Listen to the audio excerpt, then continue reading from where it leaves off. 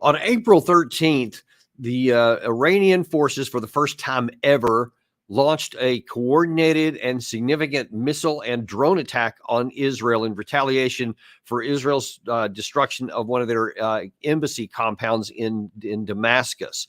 That was unprecedented, both in the fact that it happened at all, but also in scale. Is one of the largest, really, in the Middle East that we have seen to date.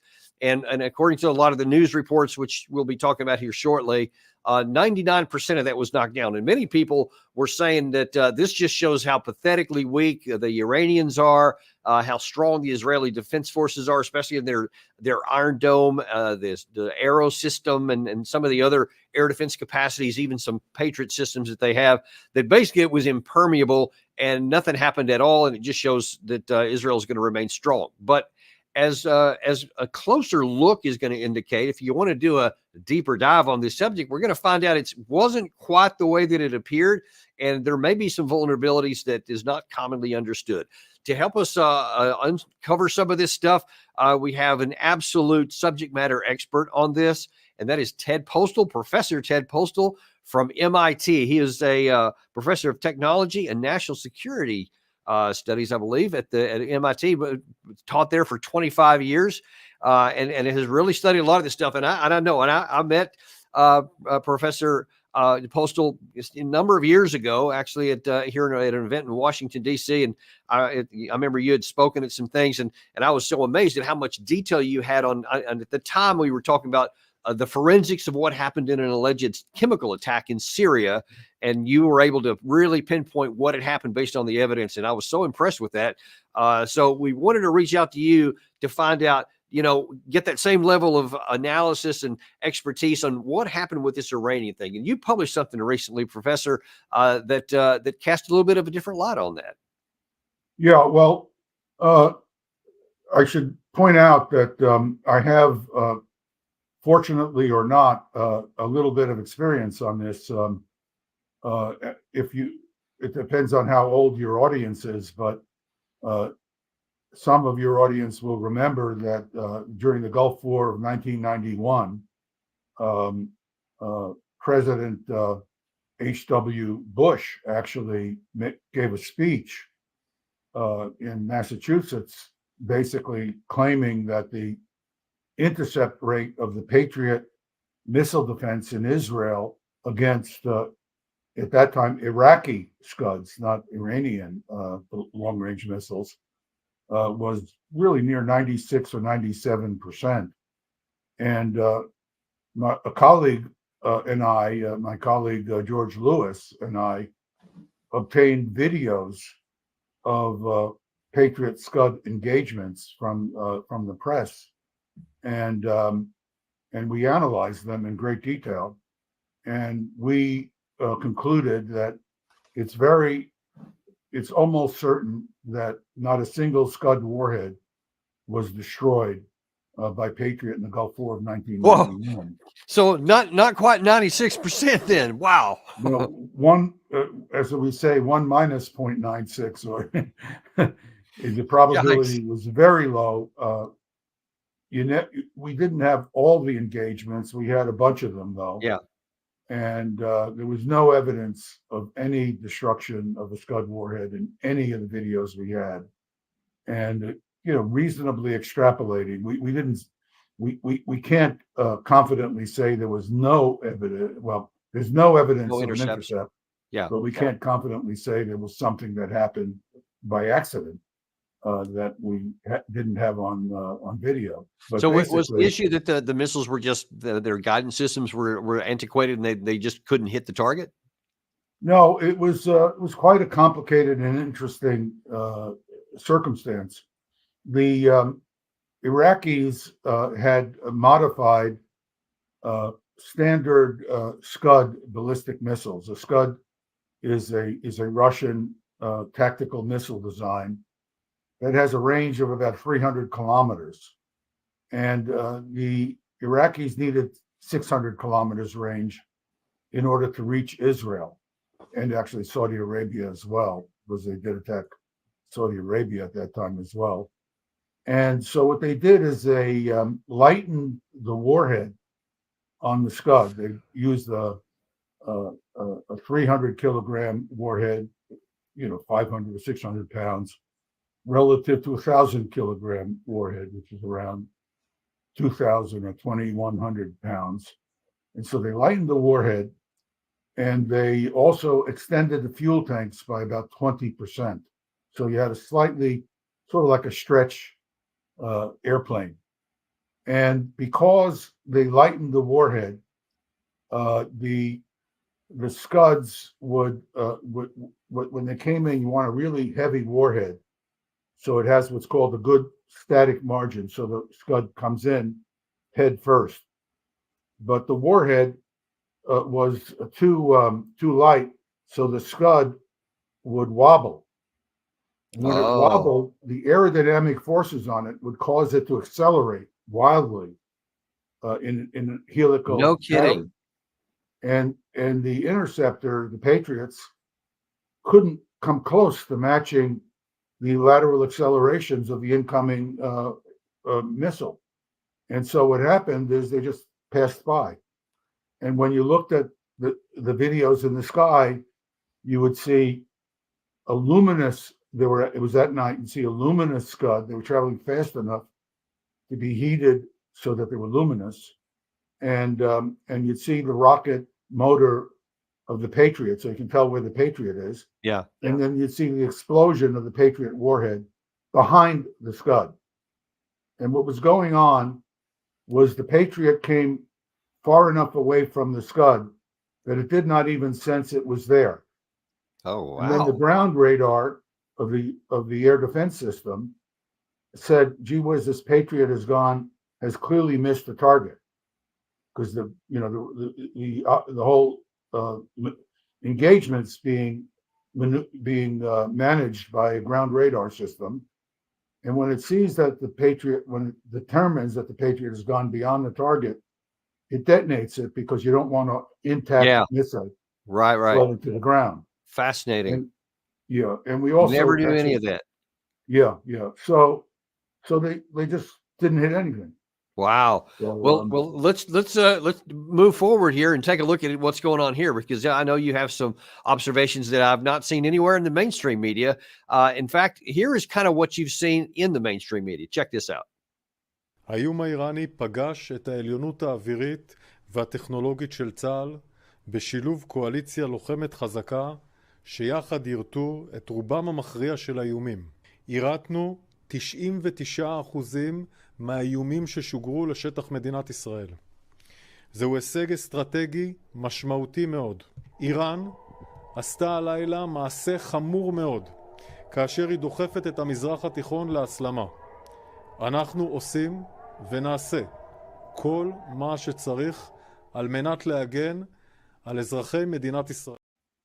So even in that clip there, you can see a lot of really kind of what you're describing there. You see a lot of trails and things going in the air, and you see explosions. And then we're told 99% were actually shot down of drones and missiles and everything else.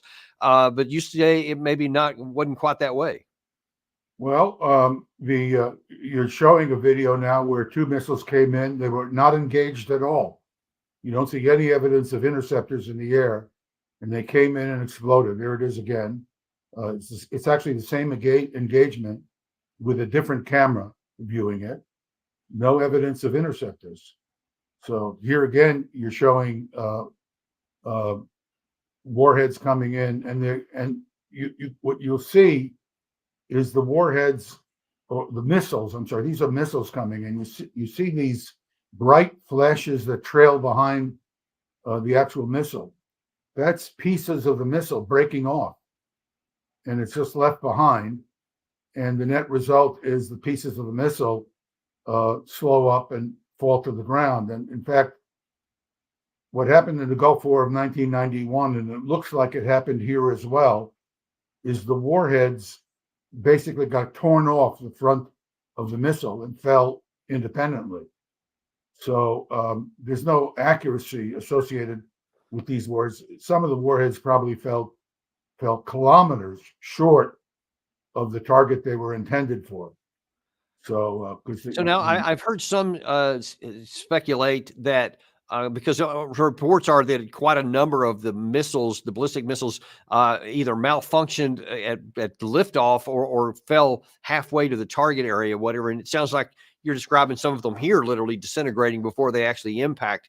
Is that an estimate or an indication that the Iranian missile force is not very good? Or is this perhaps were they using their oldest stuff just to get them off the table, but they actually have some other stuff, some more modern missiles that are capable? Well, the two missiles that we saw come in the earliest piece of the video you just showed were very stable and came in and they landed close to each other. And so I don't know, I have no way of knowing what kind of missile they were, but they certainly look different from the other missiles you see coming in. Yeah. Very They stable. seem to be faster as well. And they land very close to each other.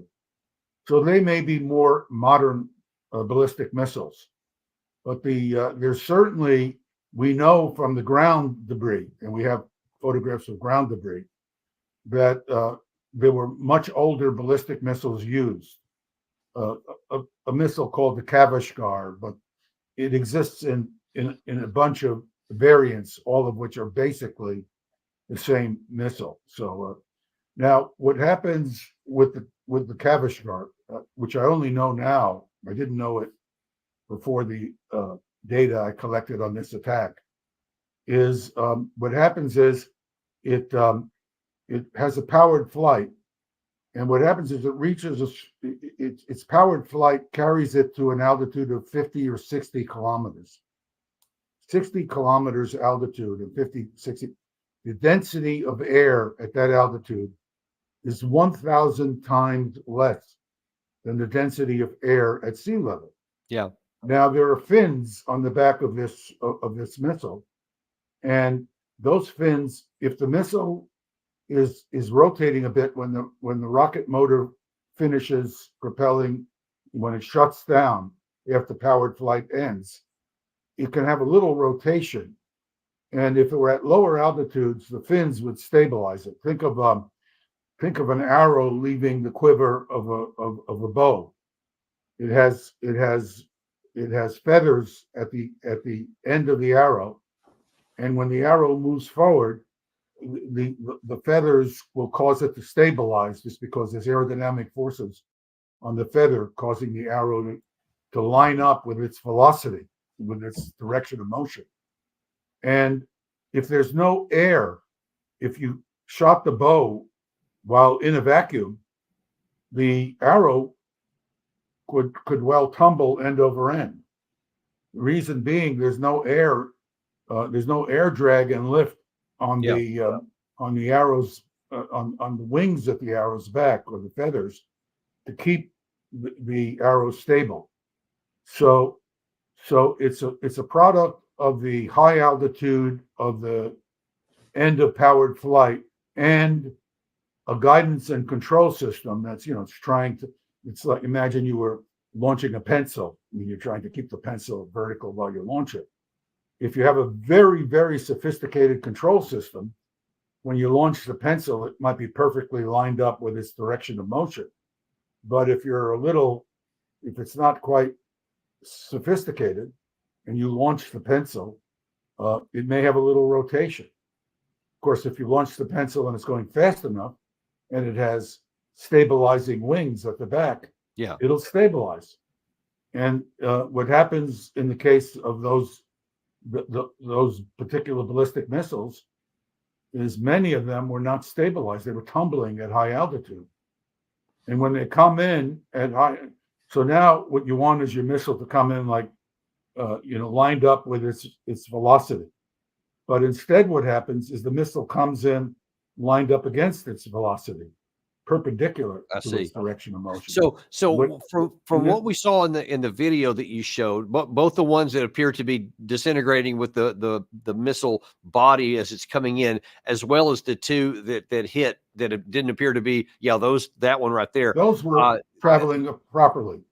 Right. But I think in both cases, what you're saying is, at least on the video, we don't see any evidence of either the arrow or the Iron Dome or anything else even engaging them, much less succeeding against them. And what does that tell you? We don't see any in this particular video you're showing.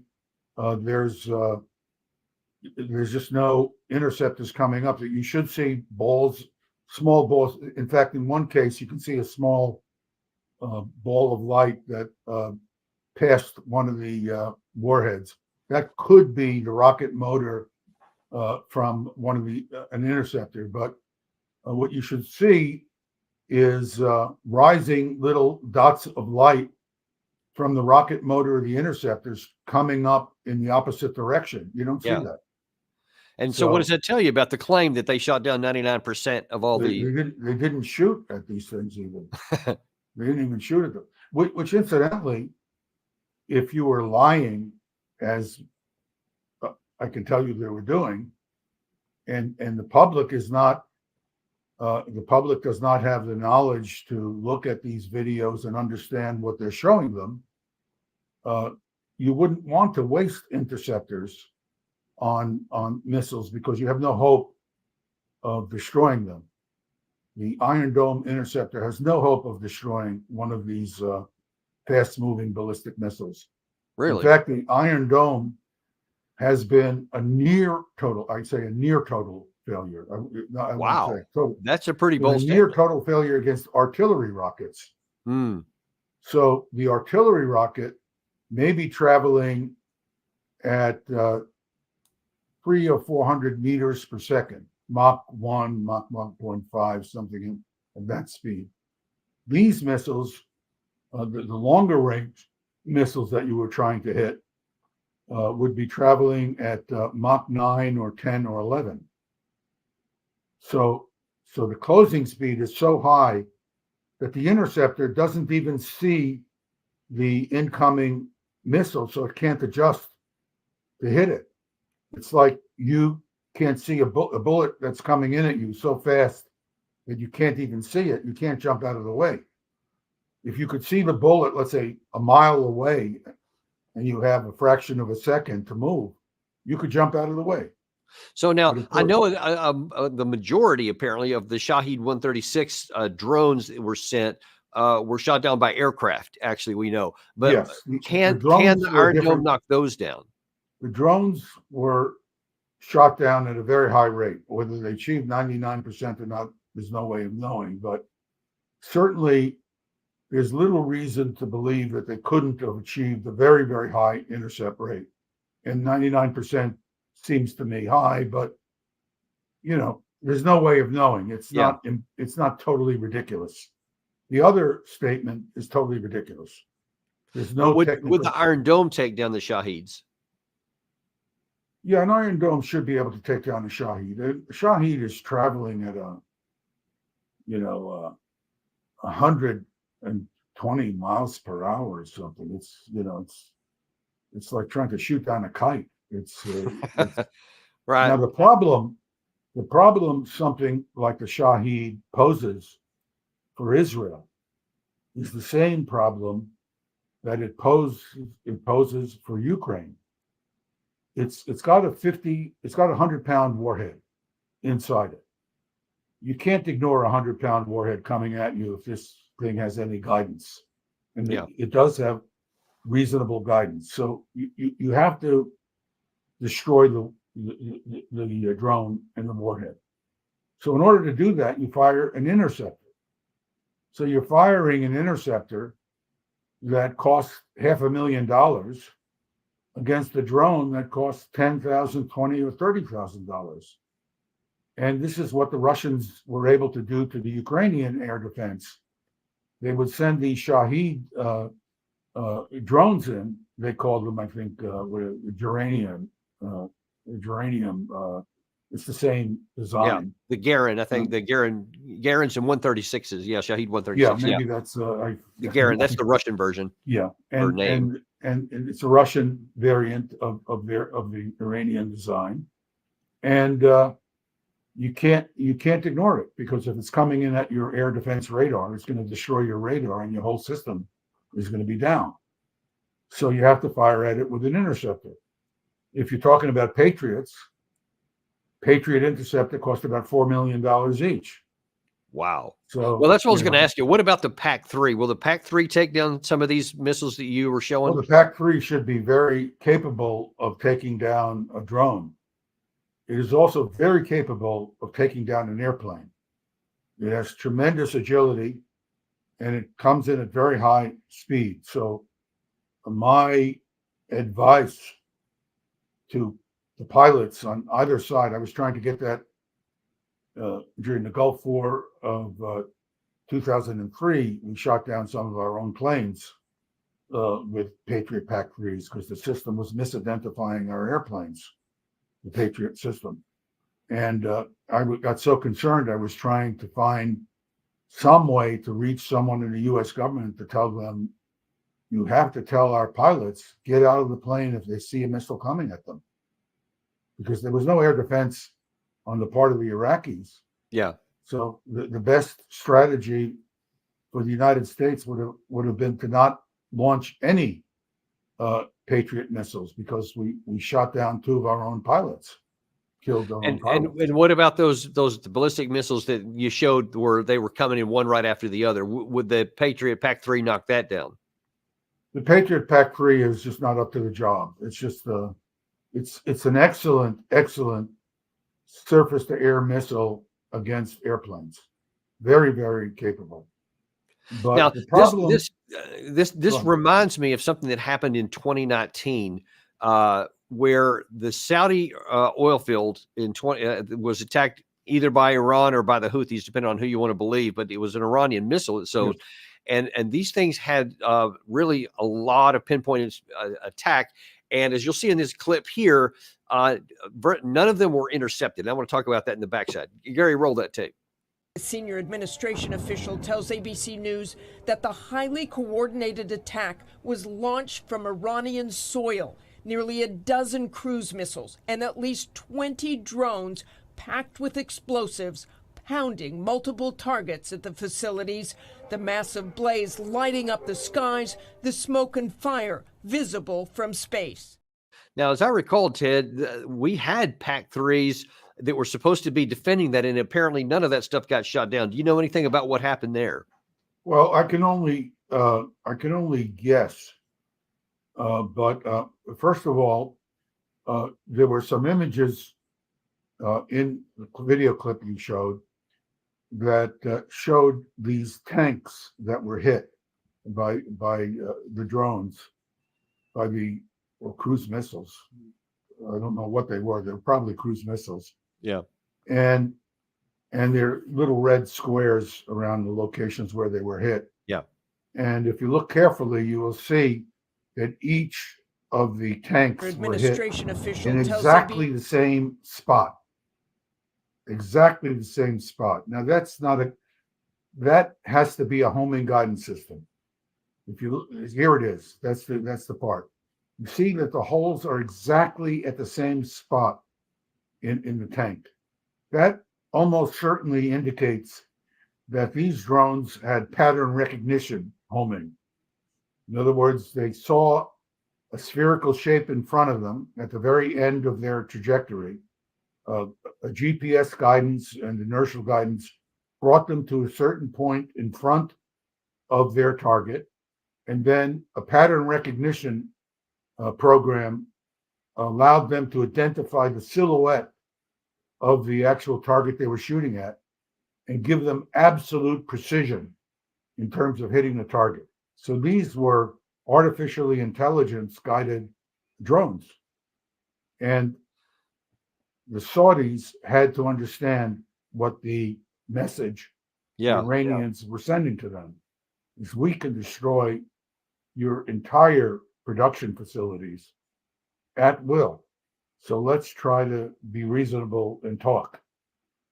And it seems that actually succeeded. It seems like they actually did have, because I know the tensions were lowered after this. I'm sorry? Because the tensions did seem to go lower after that. Yes, things calmed down fast, and that was good for both sides. It was. And I think in the case of the Israelis, it really is in Israel's interest as well as Iran's interest to calm things down, because the drones that were shot down, according to statements made by Israeli sources, took about 50% of the interceptors that Israel had available for its defense when the drones were shot down, because all the interceptors were used to shoot down drones. And if one attack of a few hundred drones causes you to use up 50% of the missiles of the interceptors you have, what happens if there are a few thousand drones coming? Well, yeah, and then actually we had Chaz Freeman on our show shortly after that attack there, Yes. and he pointed out that he goes, just imagine you had everything in the world, because by all accounts, and especially now that you're filling us in some gaps here, this is making it more likely that Iran wanted to placate its domestic audience for the loss of its embassy to show that they did something big and commensurate, but they also signaled well ahead of time what they were going to do so that Israel and allies could shoot all these things down to keep it from escalating out, because we had to have our Air Force in the air, the French, Jordanians, and of course the Israeli Air Force. All those jets were in there so that they could intercept. 70 of them were knocked down by U.S. aircraft alone. Yeah. What is the Right. chance of being able to do that if you don't have advance notice, and instead of 300, like you say, it's several thousand, which they have? Yeah, well, let's remember that if you had 70 shot down by American airplanes, they are probably carrying the AIM 9X Sidewinder for these engagements, because they're relatively short range. Every one of them cost $500,000. So you spend $35 million in air-to-air missiles, and I don't know what our inventory of those missiles are, but I'll bet you we could run out. The manufacturing capacity of the West for the kinds of long wars of attrition, Yeah, just that didn't we are exist. potentially looking at, is very low. And we've done this to ourselves. We have these contractors, the contractors like Raytheon. I don't know why a missile of this kind has to cost $500,000. Yeah. It's just it's a lot of profit there. And Yep.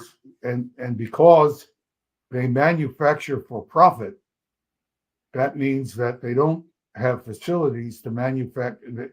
They carefully hone the size of their facility so that they don't have excess production capability that would take away from their profit margin. Right. Which means that they don't have any potential to expand their capability if we need it in a long war. And that's what we're seeing in the case of Ukraine. There are no air defense interceptors. There's all this discussion about New York Times is great at this. They just tell you half the truth, which actually means that they're lying to you, because the half truth that they tell you really omits the critical information.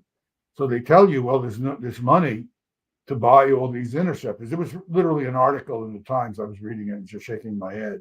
But they didn't say that there's no interceptors to buy, because the West has run out of excess interceptors to give the Ukrainians. So, there may be a few interceptors more they can give them, but it's next to nothing.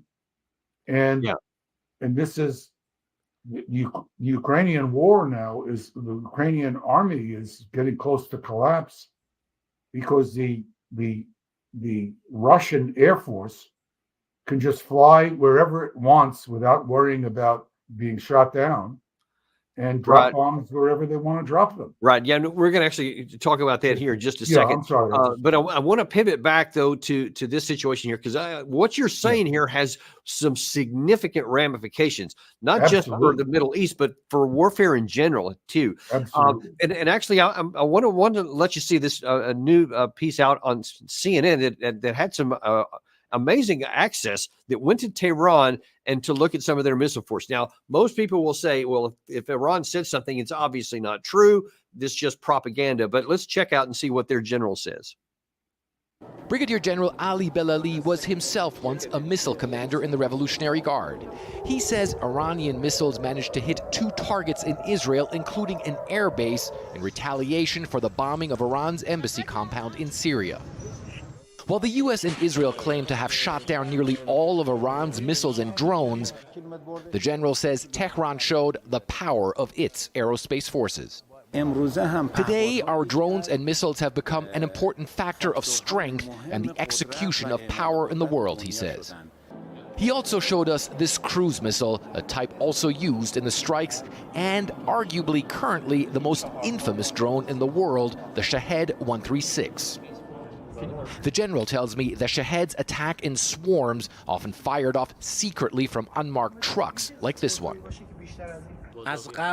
Everything is pre-programmed, he says. The flight route is chosen according to the enemy's capabilities and blind spots of radars and all the elements that can help us reach the target.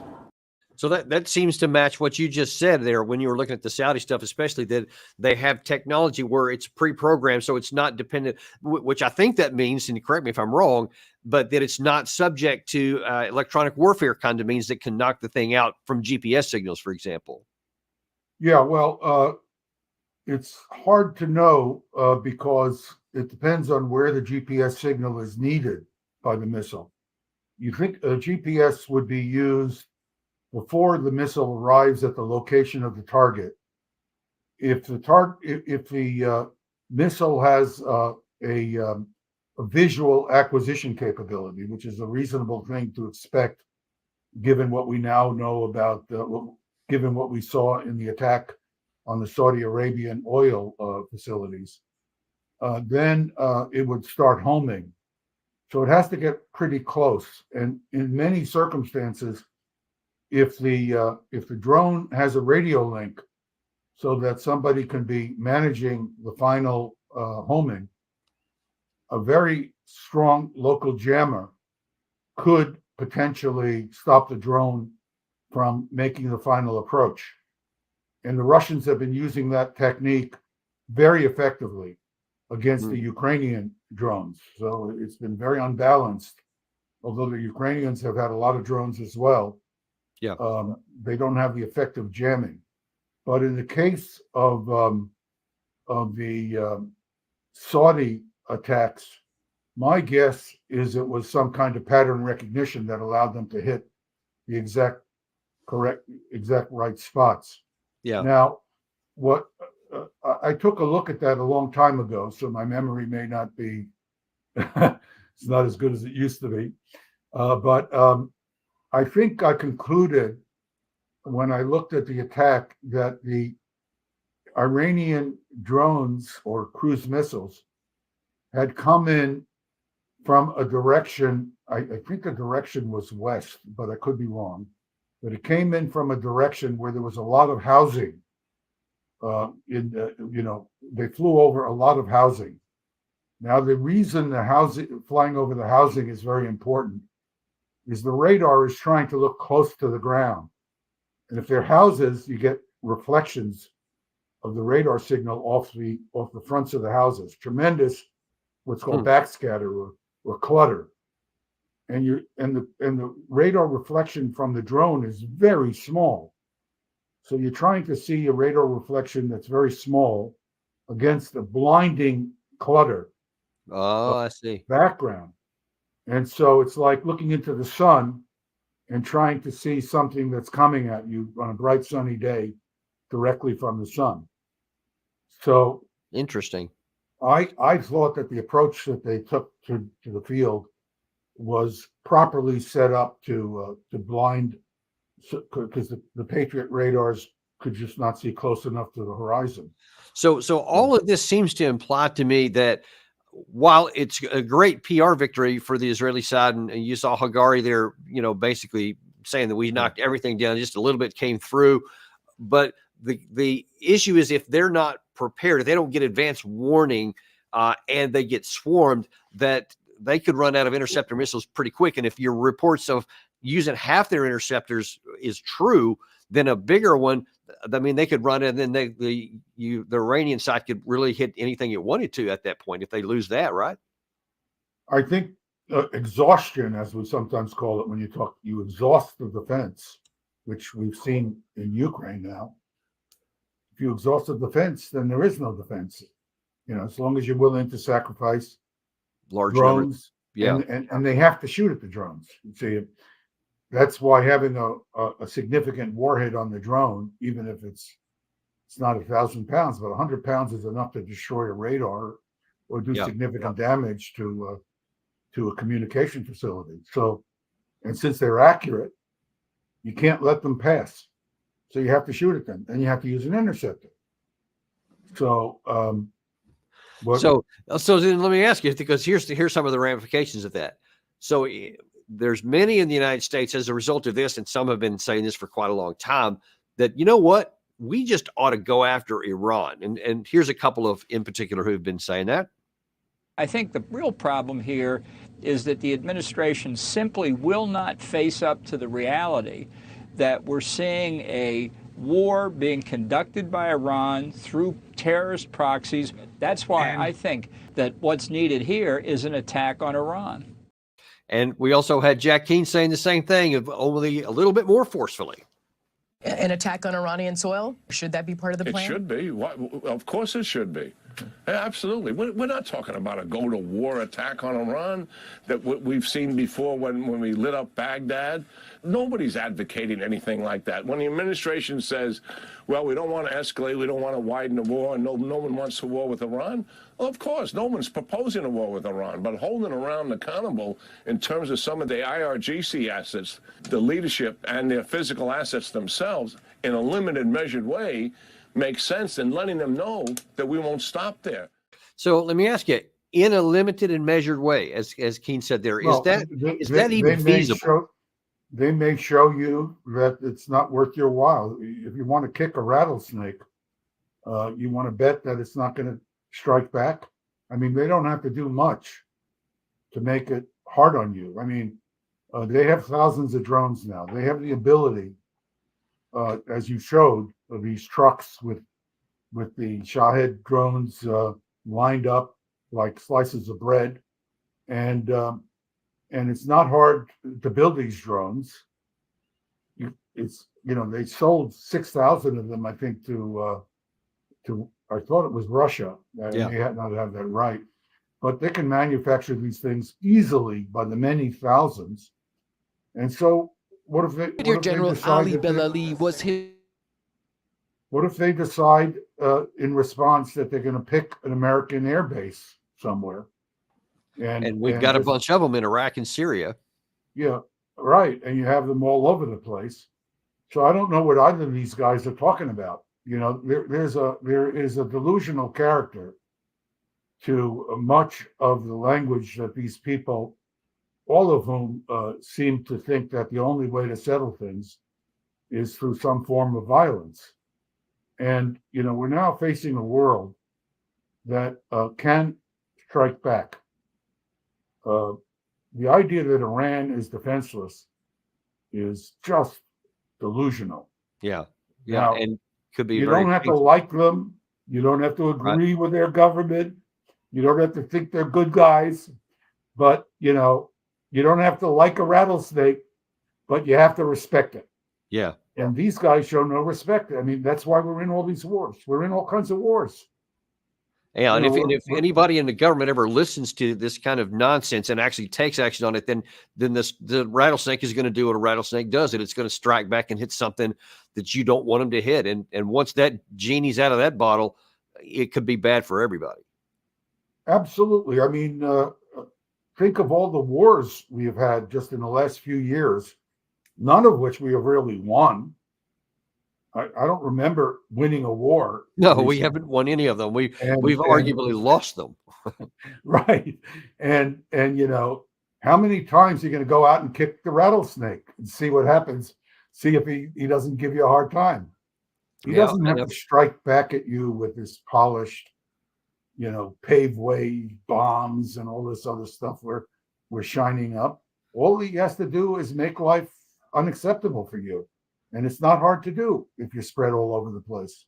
Exactly. Yeah. And when especially when you find out the Achilles heel is the interceptor missiles, the exorbitant expense of them, and the fact that the industrial capacity can't crank them out at scale where they can crank out at scale the cheap, attack drones, then you see that this will not play out well if we go down this foolish path. Well, I mean, you can argue that diplomacy is hard to do, and I would be the first one to agree with you. But provoking wars with people every time you have a problem of some kind with them is insanity. It's foolish, it's insane, it's counterproductive, really, all the way around. If we provoke a war with China over Taiwan, we'll be short of a few aircraft carriers. Yeah. At a minimum. Thousands of American lives, dozens or more of ships, actually, maybe more than that. And we'll lose on top of it. And so will Taiwan. Yeah. Because look at what's happened to Ukraine. Ukraine is a shell of what it was. A shell. The Russians have systematically destroyed the entire industrial base of Ukraine. This is not just their army, their entire industrial base. And what they're doing is, war is immoral, so I don't, what they're doing is exactly what we did during World War II. We destroyed the industrial base of our adversary. And it was both Japan and Germany at the time, The industrial base is what the adversary uses to fight you with. So you go after it. And in fact, I want to pivot that in the last few minutes we have here. I want to pivot to the Russia-Ukraine war here. I want to specifically look at, based on what you've just said, and the balance of power and the industrial capacity that's growing on the one side and being dismantled on the other, is what impact that may have. Here is, we'll just say, an interesting observation of what the leader of Ukraine thinks is going to happen. Check this out.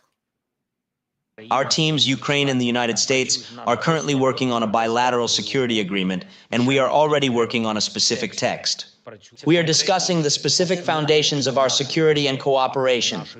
We are also working on fixing specific levels of support for this year and for the next 10 years, including armed support, financial, political, and joint arms production. The agreement should be truly exemplary and reflect the strength of American leadership. So he's talking about a 10-year plan, and I've had a number of guests on here who have suggested there's maybe a 50-50 shot the Ukraine army per se doesn't last the end of the summer. What do you say to that? Well, war is a tremendously unpredictable situation, but I won't be surprised if we see the Russian army at the gates of Kyiv by July. It wouldn't surprise me, because I think it's not predictable, because it's not clear when the Ukrainian army is just going to collapse catastrophically, but it's looking like it's close to the point of collapse. And what factors lead you to that conclusion?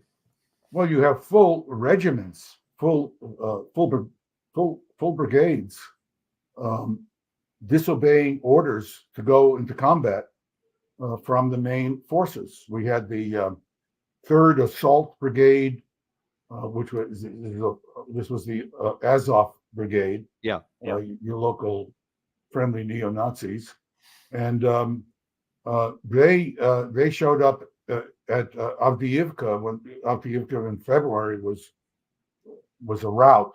I mean, the 47th Brigade, I think, they just dropped their weapons and ran, and which I don't want to suggest they weren't extraordinarily brave. I mean, they fought like crazy. There was no question.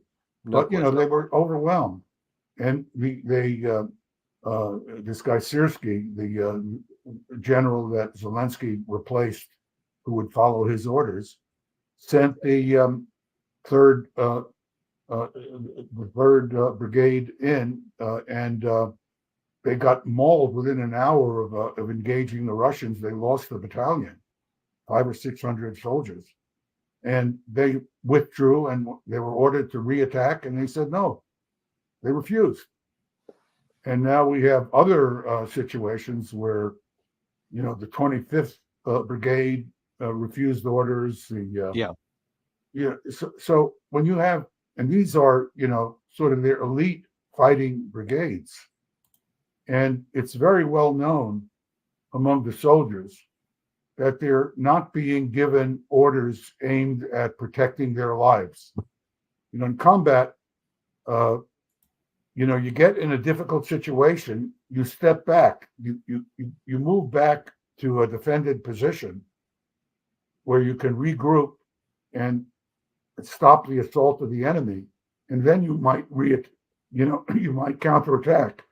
Excuse me, but they're not. The leadership of the Ukraine is not allowing the soldiers to do that.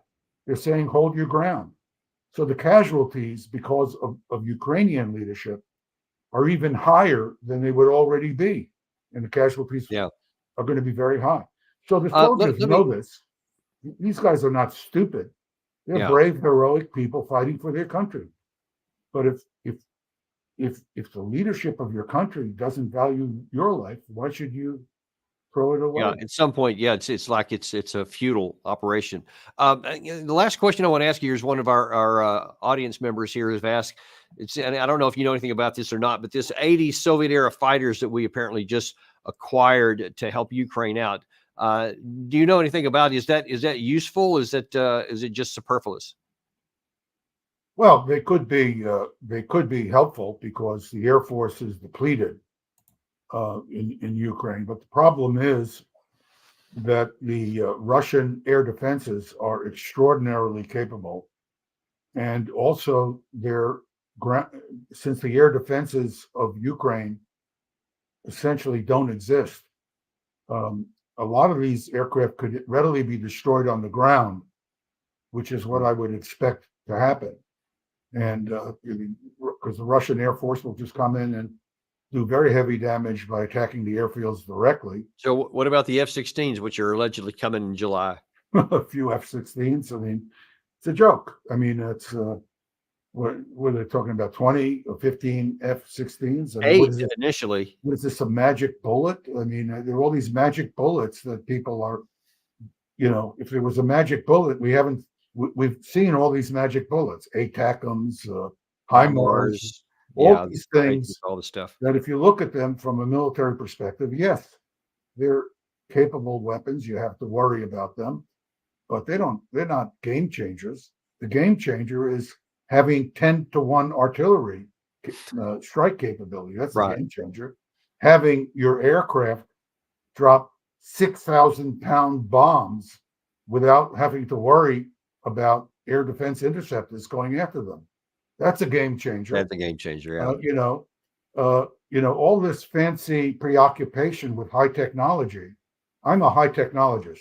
Show me a piece of technology that's advanced. I'm just oogling over it. But if you ask me as an advisor, I was an advisor to the Chief of Naval Operations. If you ask me as an advisor, should I depend on this, as a game changer? I'll say, wait a second, quantity, as the Russians like to say, quantity has a quality of its own. And you can't ignore the reality of firepower. And the firepower is all with the Russians now. Yeah, that's what it is. And that's the way it looks like. And we're going to keep following this. Thank you so much, Professor, for coming on today and really giving us some insight here that, well, truly, we don't see this on the mainstream media. I don't see this much anywhere. And it's so crucial to understanding the dynamics of the region and what we can and can't do. And so it's been very, very enlightening. Thank you for coming on today. Well, it's been a pleasure talking with you. It's nice to talk to an individual and an audience and your producer, all of whom are interested in having a real conversation. Indeed, they are. That's why we're so grateful to have the folks watching that are watching right now. And truly, folks, we do thank you for watching. Again, boy, I do this sometimes, but I'm sure going to do it this time. Share this with everybody that you know, because people just don't get this information. All they see is this 99% takedown rate, like, Iran's terrible and Israel is foolproof and can knock down anything. That's just not the truth. People need to know what the truth is, because if things change in the future, you won't be surprised. And so we want to make sure other people get educated as well. Thank you so much. Be sure to like and subscribe, and we will see you on the next episode of Daniel Davis Deep Dive.